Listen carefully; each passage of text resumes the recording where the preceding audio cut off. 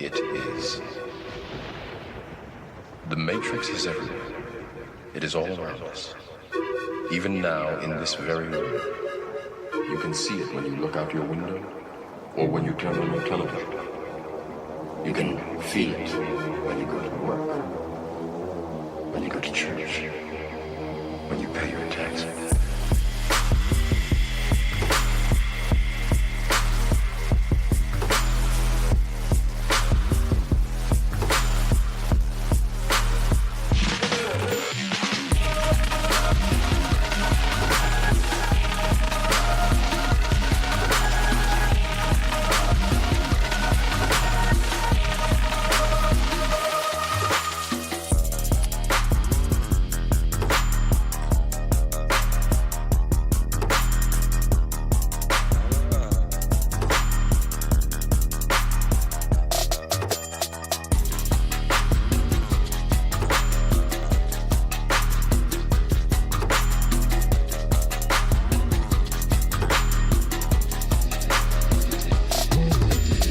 The world that has been pulled over your eyes to blind you from the truth.